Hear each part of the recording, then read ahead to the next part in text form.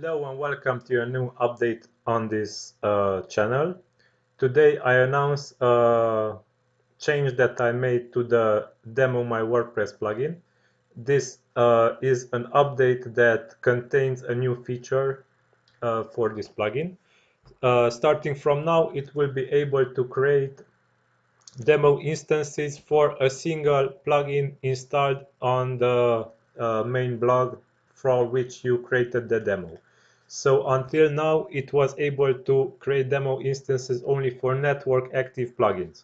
Starting from now, the plugins must not be the network active. The DVP plugin can also activate separate plugins and create separate instances for each plugin. So let me show you this real quick. If we go to the main blog on this multi-site install, we can see that we have multiple plugins installed and only the Demo My WordPress plugin is active with some anti-spam plugins beside it. Okay, so let us go now to the site and check its contents. You can see that there are multiple pages for each plugin I wish to test and a demo creator form for each. Okay, let us go to this, the Ether Content Hider demo, and let me show you the page that created this demo creator form. So this is the page. It only contains the shortcode that creates the form. And the DWP demo form shortcode starting from now will have also this new parameter, activate plugins. Here you can add any plugin that you wish to activate after the user created the demo. So like this, you can create separate demo for each plugin you have installed on your blog.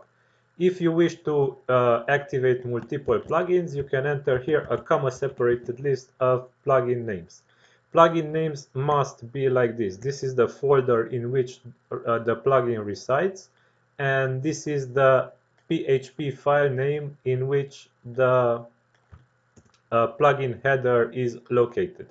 So remember, folder of the plugin and the PHP file in which the plugin header is located, the plugin which you wish to activate.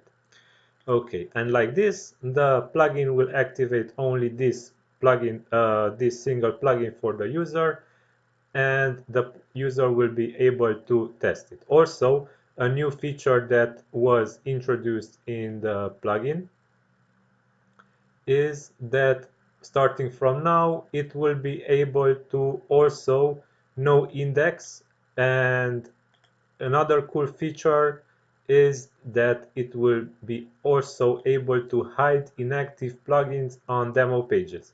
So what does this mean is that if you have many plugins installed on your blog and you activate only, let's say, the Ether plugin, like on this demo page, then only the Ether plugin will be visible for that user that created the demo instance. So let me demonstrate this. Let us create the demo form like this.